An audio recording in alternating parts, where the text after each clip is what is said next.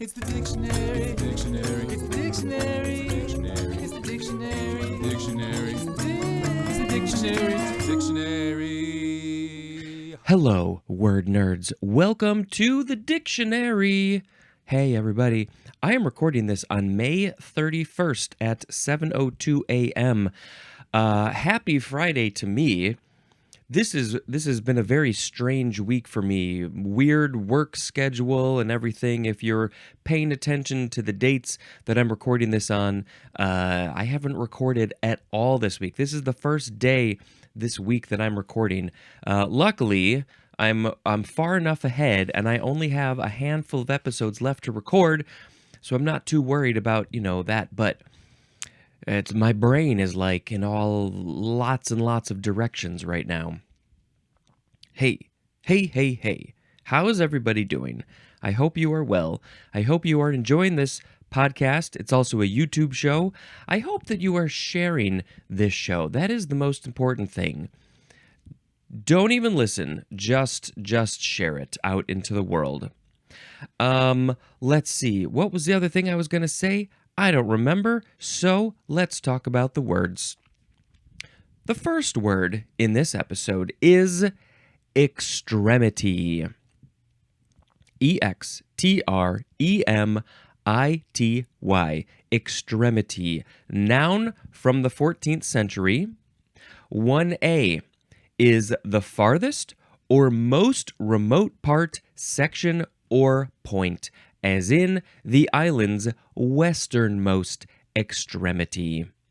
Now I am imagining an island with arms and legs. And they're like, oh, that part there with the fingers, that's the island's westernmost extremity. 1B is a limb of the body. See, that's where the arms and the legs come in. They're the limbs, but especially a human hand or foot. I mean, I guess I thought that like the arms and the legs would be also the extremities, but the hands and the feet, I'm not going to show you my feet, those would also be the extremities. Those are more likely because they are the furthest out, the furthest thing out from the arms and the legs. The fingers and the toes, I guess, would be more like extremities than just the hands and the feet. There are people who don't have extremities. I guess, if you don't have any arms or legs, your extremities would be like your shoulder or your hip, if you still have a hip, I guess. I don't know. 2A is extreme danger or critical need. How do you use this in a sentence? Extremity. We have extreme danger. We are stuck up on a mountain and we need some help. We are stuck in the cart, the chairlift that takes you up the mountain. We are stuck on there, so we have extremity because we have extreme danger, or we have a critical needs. We need to be let down from this chairlift in the frozen area. 2B, a moment marked by imminent destruction or death. A moment. Ooh. The moment that is marked by imminent destruction or death, that is the extremity. Oh no, the building's going to get knocked down. That is the extremity. That is the final destruction of the building. 3A, an intense degree, as in the extremity of his participation. The extremity of his participation. That is a quote from Saturday Rev, which I assume is the Saturday Review, maybe? The Saturday Reverend? Saturday Reverence? What other words start with Rev? Saturday Reverse. I hope that's the name of it. The extremity of his participation. So if we switch it with the definition, the intense degree of his participation, he was such an extreme participant. He went so hardcore when he participated in that sports program. He had extremity of participating. 3B. The utmost degree. And this is about emotion or pain. Emotion or pain. You are feeling the emotions or the pain to the utmost degree. So that's extremity. I have extremities of emotions and pain. Okay. 4. A drastic or desperate act or measure, as in driven to extremities. You are driven to drastic or desperate measures, a desperate act or measure. A drastic measure or a desperate act? A drastic or desperate act or measure. So it's three things, 3 possible things. Driven to extremities. Oh, that mouse was cornered in a corner by the cat, and so the mouse had to he was driven to extremities, and so the mouse pulled out all of his weapons, guns and shotguns and ping pong paddles and all those sorts of things. Those were his extremities because he was cornered in a corner. Okay, that's enough about extremity. What sound effect are we going to make today? We're gonna go boo! The next word is extremophile. Extremophile. Phile is Phile. Yes, we're recording good. I always gotta check. Extremophile is a noun from 1989. That's when we got this word. This is an organism that lives under extreme environmental conditions. Like, where might they be living? In a hot spring or ice cap. The very hot places or the very cold places. That is where the extremophiles like to live. And I'm going to look up examples of extremophiles. I've heard about these. They, for whatever reason, biologically, they can hang out in the very hot areas. The those what are they called? The in underwater, those shoots of hot spring. They're not hot springs, but they're let's see. Some of these, but these are very scientific names. Thermophiles, psychrophiles, acidophiles, alkaliphiles, halophiles, hyperthermophiles. I want better names. I want other names of these. Oh, these water bears. What are they really called? I can't think of what they're really called, but they are extremophiles because they can live in space. Space. It's cold out there. Let's see. High temperature, low temperature, alkaline systems. These are examples of where they can live. Systems like lakes that are very alkaline, very acidic places. Places that we can't live. We can't live in high temperature, low temperature, blah, blah, blah. Lots of radiation, high pressure, way deep down in the water, super high pressure. Some of these animals can live down there deep. They can deal with the pressure. I can't deal with the pressure. I need to let go of the pressure. Salinity, high salinity, that's salt. They can live in areas with high salt content. Desiccation. So this is dry, very dry areas. And the last one on this list of places that they can live is deep crust. And that just makes me think of a pizza. So there's extremophiles who love pizza. No, what is this? Accessed in some gold mines. So I guess it's just really deep, but what's the thing? What's the I don't know. Oh, lots of example, lots of stuff. Let's put this link in the show notes for extremophiles so you can learn about them. Oh, they are fancy and fascinating. Wow!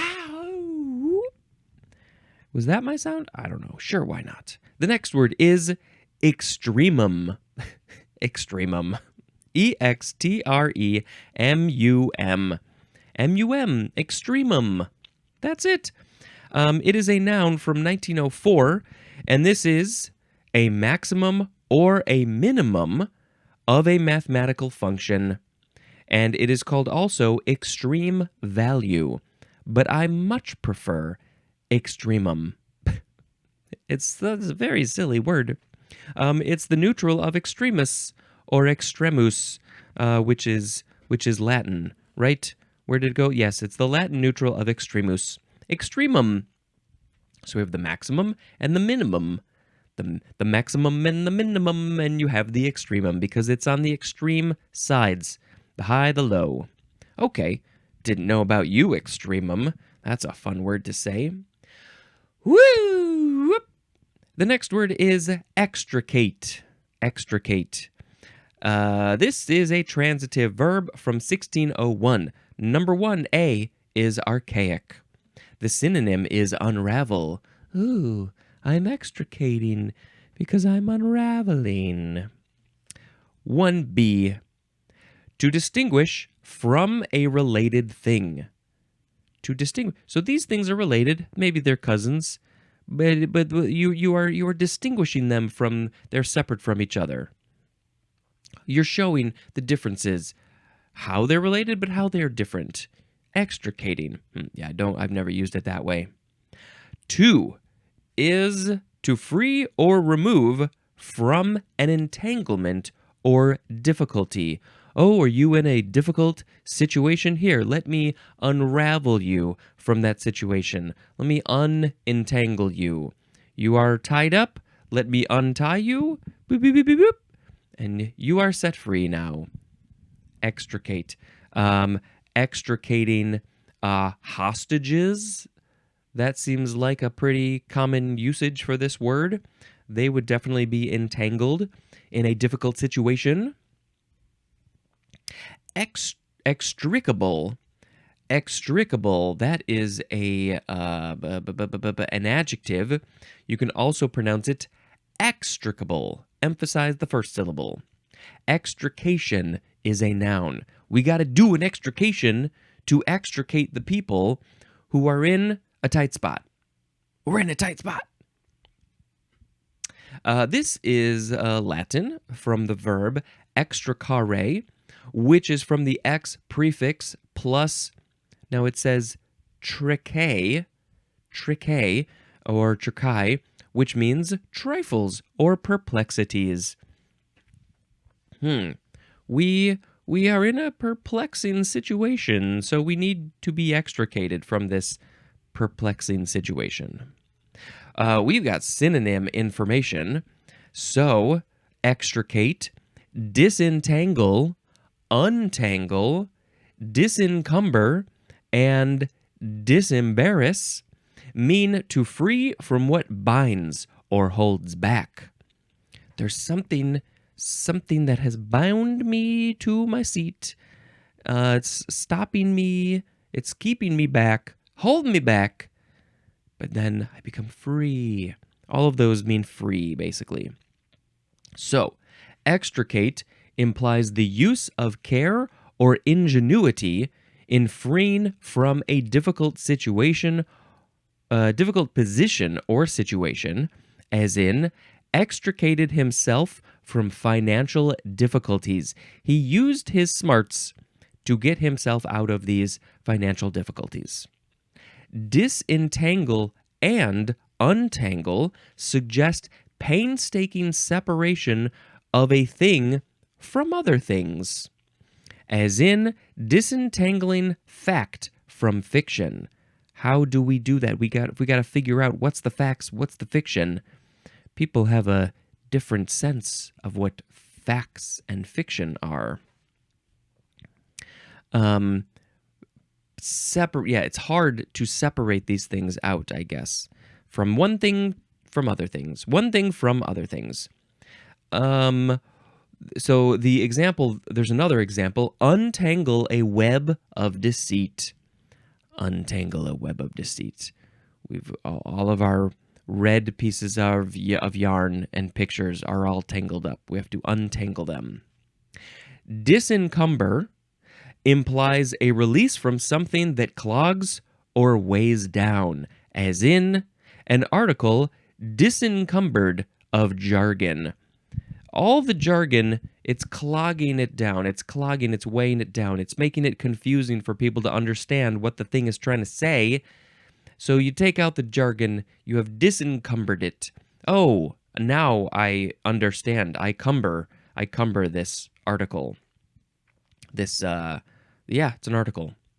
Disembarrass suggests a release from something that impedes or hinders, as in disembarrassed herself of her advisors.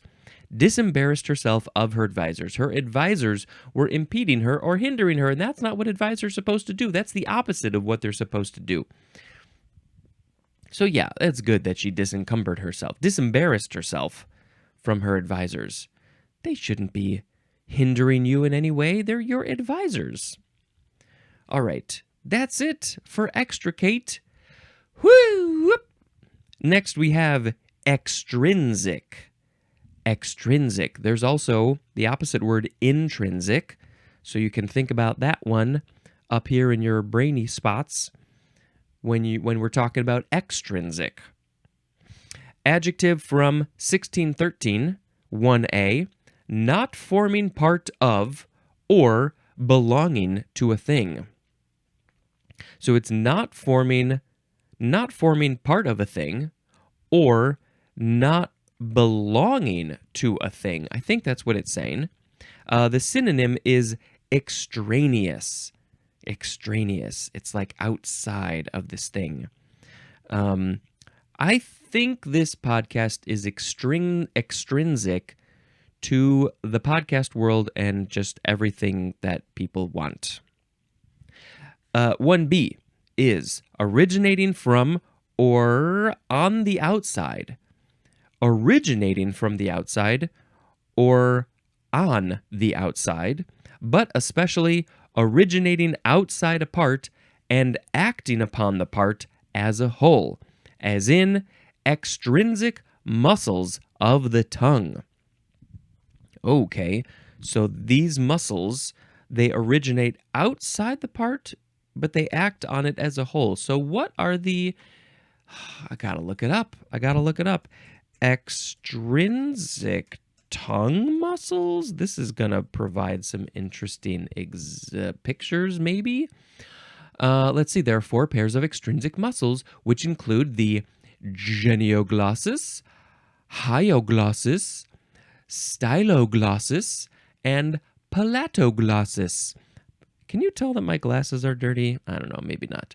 They produce those movements of the tongue which the intrinsic muscles can't, which are protrusion, retraction, retrusion, depression, and elevation of the tongue. So all of those types of movements, elevation, protrusion, retraction, depression, that is what, all of those movements are what the extrinsic muscles do. And there's a picture, and we got to look at this picture. So what are we looking at? Is that the ear? Is that this is the styoid process of temporal bone. I don't know where exactly. I think these are inside the jaw. Yeah, because there's the teeth in the front. Yep, that's the tongue there on top. And so, yeah, these are all the ones that are kind of like on the side.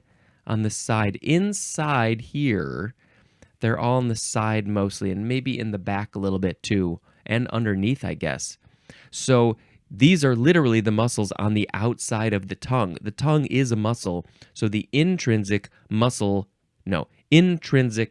tongue muscles, I think, are literally the muscles that like make up the tongue that you think of, the inside of the tongue. And then the extrinsic ones are the ones that make the tongue do all those motions to move it around. I guess, I don't know. Yeah. What would happen if you didn't have these muscles? What would your tongue be able to do? Not that much. All right, well, we're learning about lots of muscles here on this podcast. Okay, so number two for extrinsic, the synonym is just external, right? It's all about it's on the outside of a thing. Extrinsically is an adverb. Extrinsically. My tongue muscles are working extrinsically. You need to use those muscles when you go to the dentist. They are like, move your tongue out of the way so I can work on your teeth. This word is from French, extrinsique, from the Lower Latin extrinsicus, which is, let's see, another also from Latin, which means from without. I think that's what it means, from without. It is akin to the Latin exter, which means outward and to. Outward and to. Exter means outward and to. Not sure how you use that. Also from the Latin sequi, which means to follow. And there's more at the words exterior and sue, like I want your money, I'm suing you. Okay, hey, we have another set of synonyms. Have we ever had 2 synonym sections in one episode? So, extrinsic, extraneous, foreign, and alien mean external to a thing, its essential nature, or its original character. External to the thing, external to its nature, its essential nature, and also external to its original character. What's its original character? This is external to that. Extrinsic applies to what is distinctly outside the thing in question, or is not contained in or derived from its essential nature, as in sentimental value that is extrinsic to the house's market value. Ooh, I feel like I need to sit with this one for a second. Okay. So the house has a value, has a certain value based on the market, the how much the other houses sold in the area. We call them the comps. But there is a certain sentimental value that you cannot put a price on it. So this is extrinsic to the actual money value of the house. My parents' house has a lot of extrinsic sentimental value. Well, it's just sentimental value because it's extrinsic from the financial value, because they have been living there for 45 years almost. Yeah, almost 45 years. And this is the only house that I have lived in a few different places, but this is my childhood house. The sentimental value that I hold to this house is very, very high. It's outside of this screen. It's so high. So that value is extrinsic. That's what I'm trying to say. Okay, now we got to get back to the synonyms. I think the next one is extraneous. Extraneous applies to what is on or comes from the outside and may or may not be capable of becoming an essential part. As in, arguments extraneous to the issue. This is unimportant, right? That's what it is. It applies to what is it or comes from the outside or may not be capable of becoming an essential part. Right. These are tangents. Unimportant things. Okay, I see maybe there's sort of a connection to the argument that we're having. These are extrinsic things that you're saying, or extraneous, but they're not really part of the important part of our argument. We're arguing about this thing. You're talking about this thing. They're separate. Okay. Foreign applies to what is so different as to be rejected or repelled, or to be incapable of becoming assimilated, as in techniques foreign to French cuisine. Techniques foreign to French cuisine, because they are so different. No. When we're making the French cuisine, we're doing these types of things. We're making these types of meals. We're using these techniques.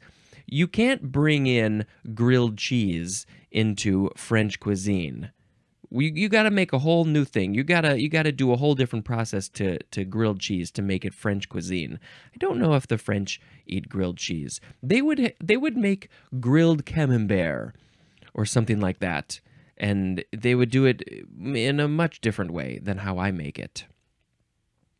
We're watching Northern Exposure, and it seems like almost every single person in that show is like high class in some way. And they know all of these like fancy meals to make, and they know wine, and they know really like high level thought concepts. And we just watched an episode last night where there's a wedding happening, and their meal all sounded very fancy French cuisine. And then they're talking to the guy who runs the local restaurant and bar, and he's like, "Yeah, I can make those." I'm like, "How do you know how to make those things? How do you know?" You're going to he used foreign techniques on that cuisine. Okay. The last synonym, alien, is stronger than foreign in suggesting opposition, repugnance, and irreconcilability, as in a practice totally alien to her nature. She doesn't know how to do it. It's in opposition to what her nature is. She wants to go do A. This is telling her to go do B. Oh, that's alien to me.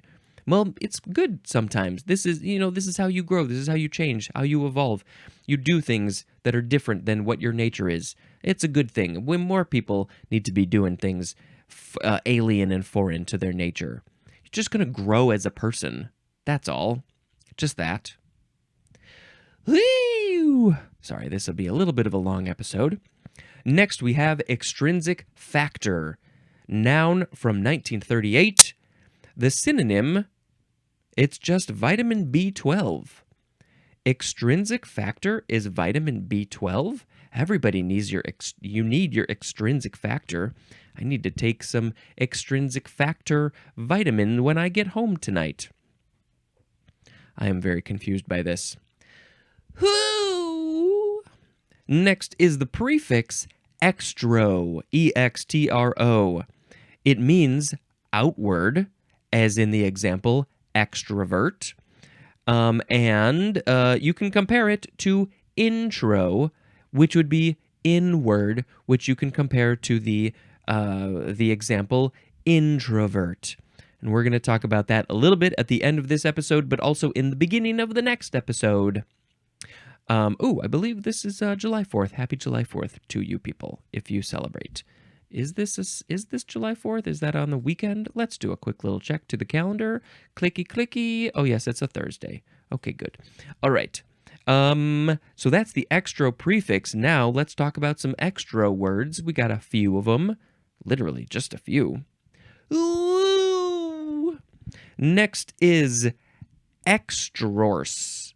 Extrorse. Wow. Okay. E-X-T-R-O-R-S-E. Extrorse. Adjective from 1858. This means facing outward, as in an extrorse anther. And I don't remember what an anther is. It's not antler. Anther? Is that this word? Anther. What's an anther? It is the part of a stamen that contains the pollen. Oh, okay. And so some of those are facing outward. Woo! Outward. Let's see. Can we think of any other examples of something that would be extrorse? Extrorse, is that how you're supposed to say this word? Or it's extrarse. Maybe it's extrarse. Boy, I don't like saying this word. This is from, I think it's pretty obvious. Latin means outward, the Latin extra plus orsus, like introrsus. And then, of course, there is the word. There's more at the word intrarse. Intrarse or intrarse. So that would be facing inward. What's facing outward? I guess my ears, but it's like, I think it's distinguished from some versions of this thing face inward and some of them face outward. seats on a train. Those, I don't know if you can consider those. What faces outward but can also face inward? Nah, I can't think of anything. Woo! Okay, I think we're on our last word. It's extroversion. Extroversion. extroversion. And you can also spell it extraversion. Like extra. Read all about this extroversion. This is a noun from 1915. And it is. See, now the next word, the first word in the next episode is extrovert. And so it helps, if you know what that means, most of you probably do, then you will help you to understand extroversion. But let's just do it. Extroversion is the act, state, or habit of being predominantly concerned with and obtaining gratification from what is outside the self. That is not exactly what I would have expected this to say. That is an interesting way to put that. You are concerned with what is outside yourself.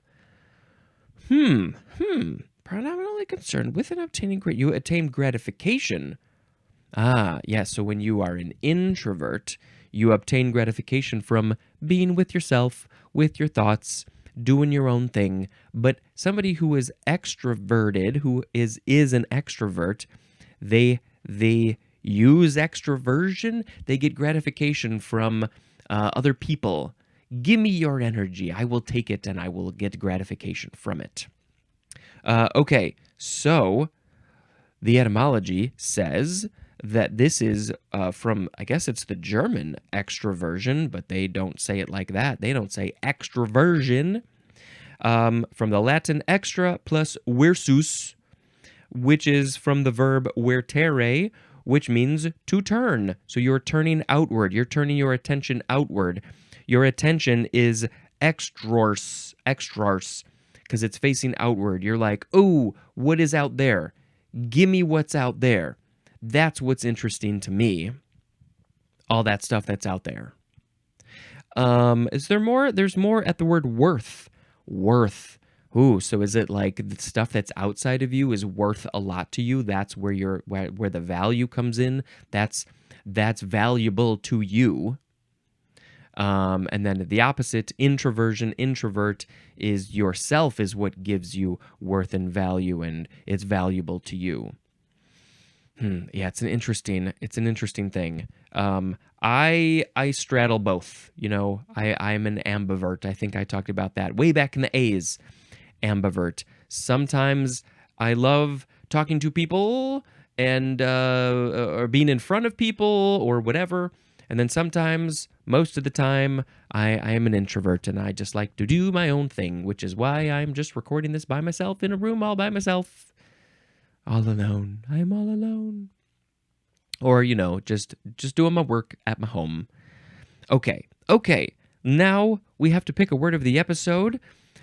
Today we had extremity, extremophile, extremum, extricate, extrinsic factor, extrarse, and extroversion. Let's pick extremophile as the word of the episode. I am an extremophile.